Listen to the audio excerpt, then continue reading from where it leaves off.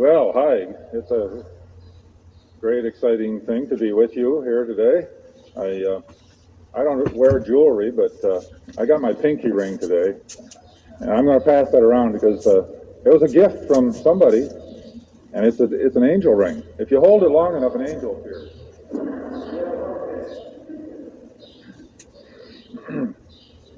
Now, I hope you have the right hand out. Okay. Why don't you pass those out? You should have week number 6 plus a page that's called Angel Times. Starts with number 1, says EL equals God. You should not have week number 5. It should be week number 6. We're on week number 6. So make sure you have the right handouts. Three pages on one, and then there's another one that she is passing out. So you should have 4 pages in all. Lots of literature. We're running out of time, so we're increasing the paper. Many years ago, I heard a song, which I don't remember the words of it, but I never forgot the title. The title of which was, "There's more to living than we know so far." Ever hear that one? There's more to living than we know so far. It's a wonderful song. It was put out by InterVarsity Christian Fellowship, and the title stuck with me because it's so true. And we keep on opening up new frontiers. Our old frontiers are reopening about Christian living and the spiritual world. And some of the doors, as I've said before, some of the doors we have to slam, some we have to open wider. And I think one of them that we're open wider is the reality of angels in our world. The angelic presence surrounding us far more than we ever realized and far more than we have enjoyed. And some of you have had experiences. Some of you may be open to experiences. Some might find them now that you're opening more. And some will never have any. You'll just have them vicariously through other people. And one perspective on that is that if you don't get an encounter with an angel, it might be that your faith is okay as it is. You know, maybe God sends angels to those who need a little boost, and if he doesn't send one to you, maybe it's because your faith is good enough as it is. I thought that was a positive twist on that. In case you don't have an encounter with an angel, maybe you don't need one. Well, it is a wonderful, comforting reality, though, to realize that we are so personally cared for. And so that angels protect us, but they don't protect us from every dangerous thing that happens. You know, obviously that's true. We're surrounded, but bad things happen anyway. But I think when we are given that promise of angels surrounding us, we know that even when devastating circumstances occur, we are surrounded with encouragers, comforters, strengtheners, resuscitators, in the sense of putting a breath of life back into us, challenging us, surrounding us, enabling us to get up again when we are knocked down. And I hope maybe after being opened up to this, for some of you, your life will never be the same again, in a positive direction, of course. That you'll be aware in a more graphic way of the dimension of reality called angels. You know, the next frontier that we probably will talk about is encounters with Jesus Christ himself. Maybe some of you have had that experience. That is another dimension to spiritual experience that many people do report, having actually had the presence of Christ with them. Maybe some of you have had that. And I believe that soon we'll be hearing more from people who've had that experience. One of my good friends, who has since died, I have a little pebble down there that's under my foot. I got to get that. One of my friends who is a minister, he was one of my interns many years ago. Died of cancer about 7-8 years ago. Young man, quite a bit younger than me even. But he going through the lymphoma dying experience, told me that one night in his hospital room, Jesus Christ stood at the foot of his bed and told him it would be all right. Well, he died. So whatever the it would be all right was, it was not that he was going to live, but that it would be all right. At that very instant, he learned later, the next day, his sister, who lived in a distant state, had experienced the presence of Christ in her life.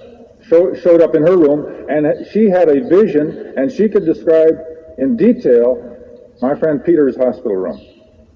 It was like she had a vision of his room. So, even more than angels appear to us.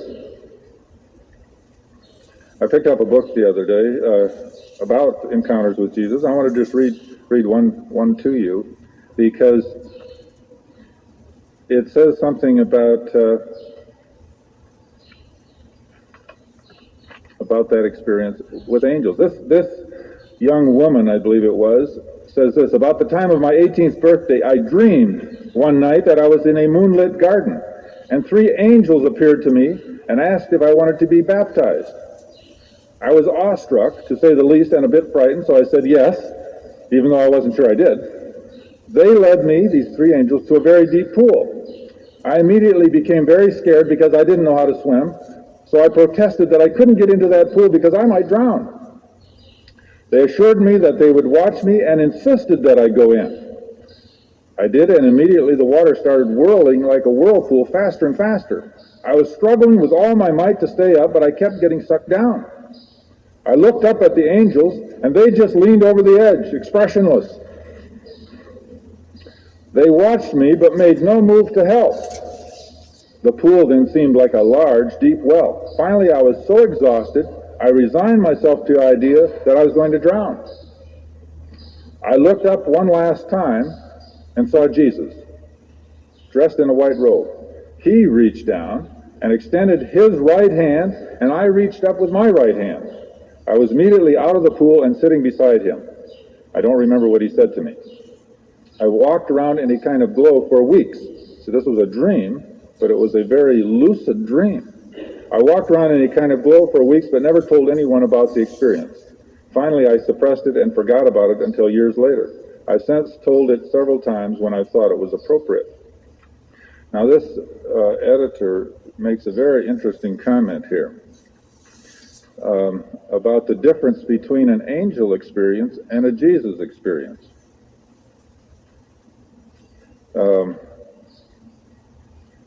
This experience raises questions not so much about the ultimate nature of angels, but how people understand and experience angels in contrast to Jesus.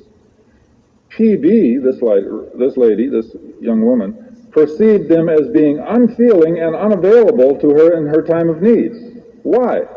It could be because PB believed that angels, by virtue of never having been incarnate, never having been human, could lack a certain empathy that comes from experiencing life as a human, which Jesus did. I thought that was quite a fascinating thought, that even deepens and enriches the whole idea of God and becoming flesh, and this whole idea that he knows fear and terror and things like that because he has been in the human form. And that angels, for all their wonderfulness, all their beauty and reassurance and all the good things they do, lack that human dimension. Remember last week we talked about angels aren't as happy as human beings are because of the same thing. They don't know what it's like to be rescued, to be in big trouble and being saved. Interesting thought. Ann Schaefer, where are you? Ann Schaefer. Ann Schaefer shared, which I thank her for, a divine encounter that she had. And I really love that. But if any of you others, several of you have experiences, I'd love to have you share them with us, especially if you write them out. But if you want to come up here and talk, you better do it today. This is the last chance. Okay, this is what Ann says. I was married for 30 years to a very wonderful husband, and we had 3 fine sons. In September 1976, we found that he had a fast-growing type of cancer of the stomach And by December 4, he had gone to be with the Lord, leaving us shocked, drained emotionally, and deeply aggrieved. I felt that my life was over, and I had no hope, no future. I was in a pit of loneliness and despair. I wanted to die, and I wanted to die feeling that God had abandoned me forever. And yet I began to pray that he would rescue me and mend my brokenness and guide my ways. Several months later, on awakening, that means in the night, I felt a strong presence in my bedroom that permeated my whole being, a presence. Immediately, I felt warm and as loved as a baby feels in its mother's arms. I've never felt such a love enveloping me.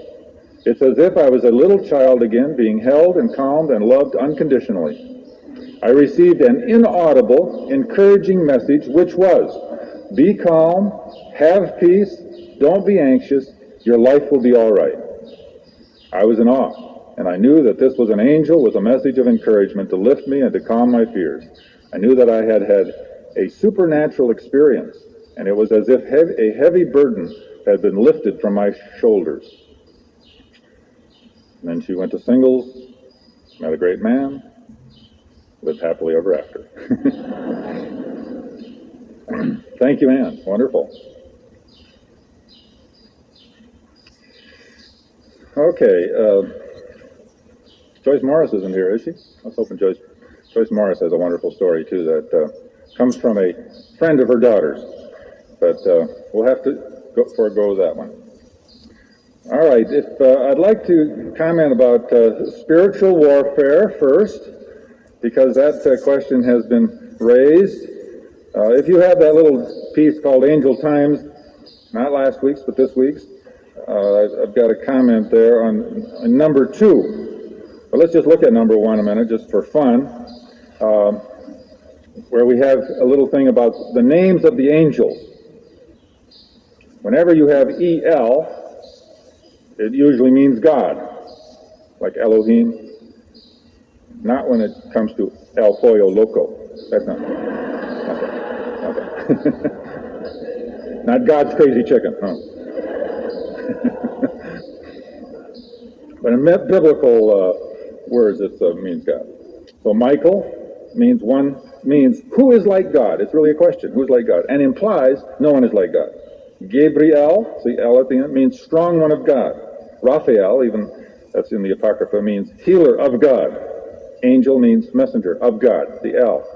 Now, like the city Bethel, Bethel means house of God. It's kind of a nice thing to know. Okay, spiritual warfare. This question is raised because there's a theme that goes through parts of Christianity, very strong in Frank Peretti's books, This Present Darkness. Now, these books are interesting, exciting, spiritually helpful, and worth reading. But I just want to comment on one theme that seems to come through that I believe is incorrect. And that is the idea that we are engaged in spiritual warfare, the outcome of which is uncertain. That Jesus Christ is battling the devil, and we are part of this army. If we are not praying diligently, fervently, daily, the battle might go over to Satan. Satan might win. I'm glad some of you are shaking your heads. The book does portray that feeling, that we are in grave danger of losing the battle. Now, I don't have time to do an elaborate Bible study, but I just wanted to share that one verse there with you, which gets at it. Mark 3, verse 27, where Jesus is commenting to some of those who were complaining about his casting out demons and criticizing him in certain ways. Now he says, in fact, no one can enter a strong man's house and carry off his possessions unless he first ties up the strong man. Then he can rob his house. And this is Jesus meaning that Satan is bound, restricted, not an equal threat, or an enemy who can win totally. The coming of the kingdom of heaven, the kingdom of God, the coming of the kingdom which came and was announced in the person of Jesus Christ, is the announcement and the event which begins the mortal wounding of Satan. And Jesus Christ is the victor. The outcome is over with. Now, Satan is still dangerous, but wounded. There are still plenty of problems for us to be concerned about, but the outcome of the battle between Satan and Jesus is not in question. And we need not be having some level of our consciousness or our heart some kind of a fear that somehow the big issue of redemption is still in question, that somehow Satan could win out if Christians aren't praying real hard. Now, probably none of you were worrying about that. But in case you do, that's the answer. And I hope you trust that without an elaborate Bible study, because there's a lot of verses in the Bible. You know, Satan goes about like a roaring lion. There's a lot of other things in Paul, especially, that could lead you to believe this. But close study and the life of Jesus shows clearly that he did not attribute, as some of these books do, that every illness, every difficulty in life somehow is tied to an attack of Satan. See, that's what some of these themes are, that everything is an attack of Satan. You have headaches, it's an attack of Satan. Jesus never talked that way, and I don't believe that it is a safe level for us to talk. Those things happen. We are human. We live in a world that's broken, a broken world due to sin many, many eons ago, and through the mess of this world, we get headaches and heartaches and sore feet and everything else. And we're going to die, but the outcome of what happens when we die is fixed and determined, and we are the Lord's. Okay, back to the first page. So much about spiritual warfare. We haven't done a lot with looking at the biblical angel appearances, and I have a list of them there in the handout for you, but I wanted to draw your attention to some of the more unusual ones. They're all unusual. But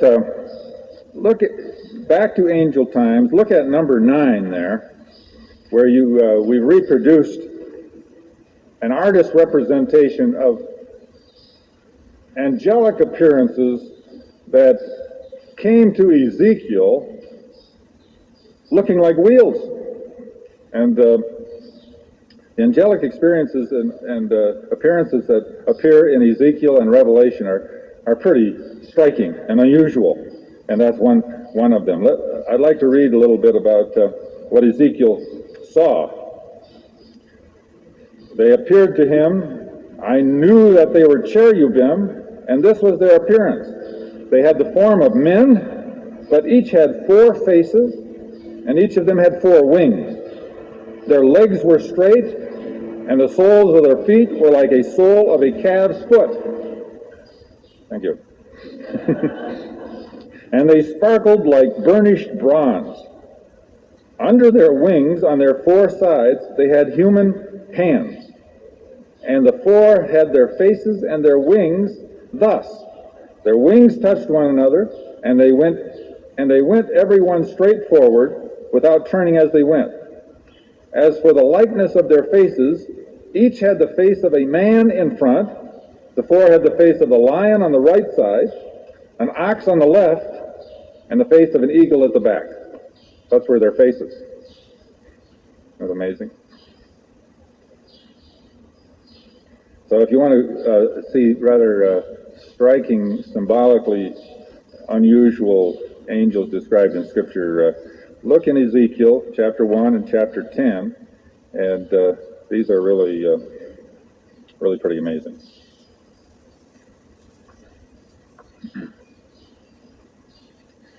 Now, would someone? I had to take everything along, but I forgot to take a Bible today. I mean, that's not a sin, is it? Or?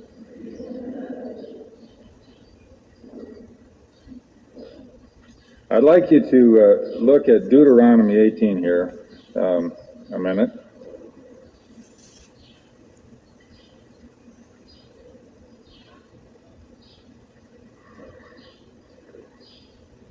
Because if we run out of time, I certainly don't want to miss this one. There are books on the market now that talk about how you can create an attitude and an atmosphere to attract angels. Sort of like putting a bird feeder in your backyard, I guess. I have not read them, but I've scanned them, and I know there are these books that really say this is possible. That angels are there, and if you do the right things and act the right way, you can draw them to you. Now, the question is, should we get busy doing that or not? It seems like a wonderfully pious occupation that good people ought to be doing. Do you think so? No? No? Yes? No? Maybe? Well, it is puzzling, and probably we ought to think about such things, because increasingly in our world, since we're in a time where anything goes. We're in a time where anything goes. All oughts and law is sort of breaking down. Not true law, or maybe even that, but we're in what it also goes along with multiculturalism, which sounds very good, because even here we have a lot of different ethnic and other kind of backgrounds represented. Now the question is the attitude that's coming forth is every culture has a right to exist, correct? Every culture, they do theirs this way, and we do theirs this way, and everyone has its own rights, and its own traditions, and its own ways of doing things. Therefore, we got to respect each other. Sounds good so far. But how far do you go with that? How far do you go? Is every culture legitimate, or is there a way that is God's way, that should be imposed on some cultures that have maybe lost the way, that are acting or carrying on traditions and habits and rituals and so forth, which are not good, which are not proper? Well, multiculturalism, taken to the extreme, says you cannot impose your values on another culture, right? I mean, do you agree that with that or not? You shouldn't impose it, huh? Okay, I disagree. I will give you an extreme example of this, because it was mentioned it was related to something that was mentioned by our guest in the pulpit Sunday, Chuck Taylor, who was involved in the cochlea transplant, right, which brings hearing to unhearing little babies and children. Now, are you aware that there are non-hearing people who vehemently protest that procedure? You're aware of that? Now, did you know that? Some of you did not know that. Some of you knew that. Now this, in other words, there is a non-hearing culture of people who do sign language, who say, what right do you have to say non-hearing is not as good as hearing? Now there's multiculturalism taken to extreme. Non-hearing people who communicate in their own way have a right to exist just the way hearing people. And you have no right to make our children hear. We want them to grow up as non-hearing people communicating the way we do. Now, what is the answer to that? I think obviously Obviously, God wants people to hear.